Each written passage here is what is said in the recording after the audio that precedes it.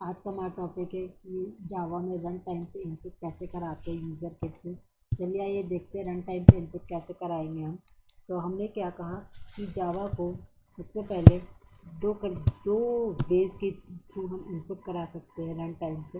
पहला है buffered reader class और दूसरा है स्कैनर क्लास। तो सबसे पहले हम देखते हैं buffered reader class. Buffered reader class की अगर हम बात करते हैं तो हमने क्या कहा कि buffered reader class IO package से इंपोर्ट कराया जाता है। आईओ पैकेज क्या होता है? Input output package. और पैकेज क्या होता है? कलेक्शन ऑफ क्लासेस को हम पैकेज का नाम देते हैं। तो बफर्ड रीडर एक क्लास है जो कि जिसको कि हम इंक्लूड करते हैं या इंपोर्ट करते हैं आईओ पैकेज से, इनपुट आउटपुट पैकेज से। इसमें एक फंक्शन होता है रीड लाइन फंक्शन, जिसके थ्रू हम इनपुट कराते हैं। ठीक। अच्छा, अब इसके बाद से तो हमने क्या कहा कि हम सबसे पहले क्या लिखते हैं, एक हेड, जैसे सी लैंग्वेज में हम हेडर फाइल का यूज़ करते हैं, वैसे ही यहाँ पर हम इंपोर्ट करते हैं Java dot IO dot asterisk.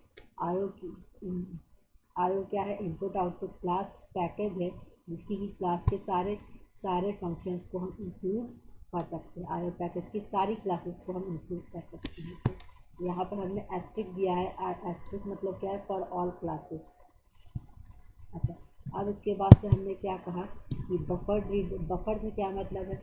हम बफर की अगर हम बात करते हैं तो हमने क्या कहा कि प्रोसेसर और इनपुट आउटपुट के बीच में स्पीड मैच कराने के लिए, क्योंकि प्रोसेसर की स्पीड बहुत फास्ट होती है और इनपुट आउटपुट डिवाइस की स्पीड बहुत स्लो होती है, इसलिए दोनों की स्पीड को मैच कराने के लिए हम एक बीच में एक बफर मेमोरी का यूज़ करते हैं या कैच मेमोरी का यूज़ करते हैं, ताकि स्पीड को मैच कराया जा सके। अच्छा, उसी को नाम हम देते हैं बफर। अच्छा, तो हम क्या यूज़ करते हैं, जो सिंटेक्स होगा वो आइए हम देखते हैं। हमने क्या कहा? Public static void mean string argument throws IO exception. हम एक्सेप्शन आगे पढ़ेंगे, लेकिन यहाँ पर हम इतना जान लें कि इनपुट आउटपुट को हैंडल करने के लिए हम आईओ एक्सेप्शन का यूज़ करते हैं। कोई भी इनपुट आउटपुट रिलेटेड अगर एरर जनरेट करते हैं तो कौन उसे हैंडल करेगा? आईओ एक्सेप्शन उसे हैंडल करेगा। सबसे पहले एक हम input stream reader class include करेंगे और उसका ऑब्जेक्ट क्रिएट करेंगे। हमने क्या कहा? Input stream reader object OBJ और न्यू इनपुट स्ट्रीम रीडर के थ्रू हमने एक ऑब्जेक्ट क्रिएट कर लिया। किसका? इनपुट स्ट्रीम रीडर का। अच्छा, ब्रैकेट में क्या लिखा है हमने? System dot in. System dot in क्या है? Read input from the keyboard. क्या करें? इनपुट से इनपुट को रीड करें कीबोर्ड के थ्रू, इसलिए हमने सिस्टम डॉट इन यूज़ किया है। अच्छा, अब जो ऑब्जेक्ट क्रिएट किया है वो क्या करेगा? उसको हम पास कराएंगे। हम कहाँ पास कराएंगे? बफर्ड रीडर क्लास में। बफर्ड रीडर के क्लास का हम ऑब्जेक्ट क्रिएट करेंगे और न्यू बफर्ड रीडर और ओबीजे पास कराएंगे। ओबीजे कौन सा ऑब्जेक्ट है? ओबीजे हमारा इनपुट आउटपुट स्ट्रीम रीडर का ऑब्जेक्ट है। तो इस ऑब्जेक्ट को हम पास कराएंगे। तो बफर रीडर का हमने br नाम से एक ऑब्जेक्ट क्रिएट कर लिया है। अच्छा, अब आइए देखते हैं इसमें कुछ मेथड्स हैं या कुछ फंक्शंस हैं, और उन फंक्शंस को हम कैसे यूज़ करते हैं। अगर इंटीजर वैल्यू इनपुट करानी होगी या फ्लोट वैल्यू इनपुट करानी होगी या लॉन्ग या डबल या करैक्टर या स्ट्रिंग, तो किस तरीके से हम एंटर कराते हैं। तो सबसे पहले हम न्यूमेरिक डेटा वैल्यूज़ को एंटर कराने के लिए देखते हैं। सबसे पहले इंटीजर वैल्यू को इनपुट कराएंगे। तो इंटीजर वैल्यू को इनपुट कराने के लिए 32 बिट इंटीजर की मैक्सिमम इनपुट क्या हो 32 बिट्स होता है। इंट एन लिखा, system dot out print ln enter number. Enter number क्या सिंटेक्स होगा? Integer dot parse into br dot read line. Read line क्या था? इनपुट रीड करता था इनपुट को किसके? बफर रीडर क्लास में। अच्छा, इंटीजर डॉट पार्स इंट क्या है? Buffer reader. जब भी हम बफर रीडर को इन क्लास को यूज़ करते हैं तो ये किसमें इनपुट कराता है? ये करेक्टर फॉर्म में, स्ट्रिंग फॉर्म में रीड कराता है। इसमें कराता है buffer reader class string form में इनपुट कराता है। इसीलिए इसको कन्वर्ट करने के लिए हम क्या यूज़ करते हैं? इंटीजर वैल्यू में कन्वर्ट करने के लिए इंटीजर डॉट पार्स इंट का यूज़ करते हैं, ताकि स्ट्रिंग को हम इंटीजर वैल्यू में कन्वर्ट करा सकें। तो हमने क्या कहा? Integer dot parse int br dot read line integer value को इनपुट कराने के लिए। अब लॉन्ग वैल्यू को इनपुट कराने के लिए कितनी लेंथ होती है, 64 बिट की लेंथ होती है लॉन्ग एन।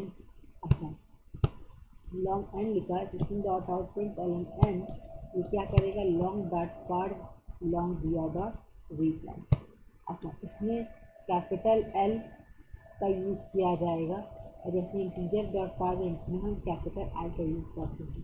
अब डेसिमल वैल्यू फ्रैक्शन मतलब 32 बिट की मैक्सिमम लेंथ, इसमें हम फ्लोट को एन डिक्लेयर किया, system dot out print enter decimal value, तो क्या होगा, फ्लोट डॉट पार्स फ्लोट दिया डॉट रीड लाइन। ठीक। अच्छा, फिर डबल वैल्यू को इंक्लूड करने के लिए हमने क्या कहा, 64 बिट मैक्सिमम लेंथ होती है, हमने क्या कहा, क्या होगा, एंटर डेसिमल नंबर, तो क्या इंक्लूड किया, डबल डॉट पार्स डबल, तो हमने क्या कहा, डबल डॉट पार्स डबल दिया dot read line. Character value को रीड करने के लिए हमने क्या कहा, कैरेक्टर वैल्यू को इनपुट कराने के लिए कैट सी एच क्या देते हैं, ब्रैकेट में कैरेक्टर में रीड करने के लिए दिया डॉट रीड लाइन। इस स्ट्रिंग को इनपुट कराने के लिए हम क्या कहते हैं, दिया डॉट रीड लाइन। तो दिया क्या था, हमारा ऑब्जेक्ट था बफर रीडर क्लास का, और रीड लाइन क्या करता है, इनपुट करता है बफर रीडर की क्लास का एक मेथड है ये। अच्छा, तो इसके बाद से इस तरीके, आइए हम इसी तरीके से हम सारे मेथड्स को हम यूज़ कर सकते हैं इनपुट कराने के लिए, चाहे वो न्यूमेरिक वैल्यू हो, चाहे वो स्ट्रिंग हो, चाहे वो कैरेक्टर हो। हमारा एक प्रोग्राम सेव है डेस्कटॉप पे, आइए हम एक प्रोग्राम देखते हैं कि हमारा प्रोग्राम कैसे दो वैल्यूज़ को एडिशन परफॉर्म करेगा। हमने क्या कहा, रन टाइम पे इनपुट कैसे कराते हैं यूज़र के थ्रू, हम उसको देखेंगे। इसमें ऐड करेंगे दो वैल्यूज़ को। हमने क्या कहा, import Java dot I O dot package, ये क्या कर रहा है, आई ओ एक पैकेज है। पैकेज क्या होता है, कलेक्शन ऑफ क्लास होता है, एस्ट्रिक से मतलब सारी क्लासेस इसमें इंक्लूड है। हम चाहे तो एस्ट्रिक की जगह पे हम बफर रीडर क्लास भी इंक्लूड कर सकते हैं, क्योंकि हमने क्या लिखा, एस्ट्रिक फॉर ऑल क्लासेस के लिए।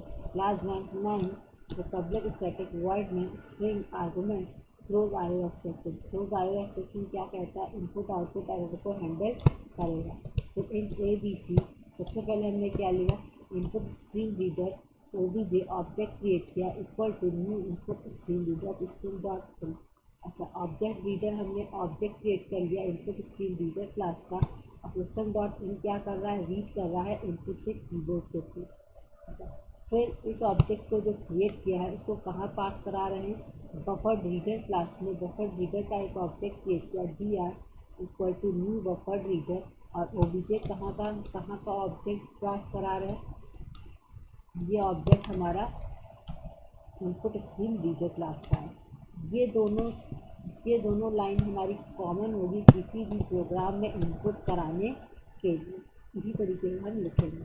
चलिए आइए इंटीजर वैल्यू इनपुट कराते हैं। System dot out print enter a value, हमने क्या कहा, इंटीजर डॉट पार्स इन किस लिए लिया था, क्योंकि बफर डेटा स्ट्रिंग में इनपुट कराता है। हमने क्या बताया था, स्ट्रिंग में इनपुट कराता है, तो ये स्ट्रिंग वैल्यू को इंटीजर में कन्वर्ट करने के लिए हम क्या करते हैं, क्या लिखते हैं, इंटीजर डॉट पार्स इंट लिखते हैं। डी आर क्या है, ऑब्जेक्ट है बफर रीडर का। रीड लाइन क्या करता है, इनपुट करता है कीबोर्ड के थ्रू।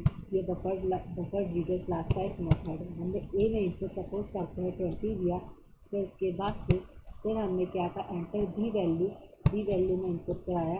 बी में भी क्या लिखा, integer dot parse and D R dot read line. B में हमने इनपुट 30 दिया, फिर क्या दिया, फिर हमने C equal to A plus B किया।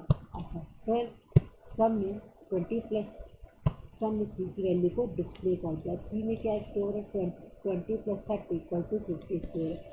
आइए इसी प्रोग्राम को हम रन करा के देखते हैं किस तरीके से हमारा प्रोग्राम रन करेगा। हमारा प्रोग्राम डेस्कटॉप पे सेव है, तो हम डॉस विंडो ओपन कर लेते हैं। cd डेस्कटॉप जावा सी XAMPP9.java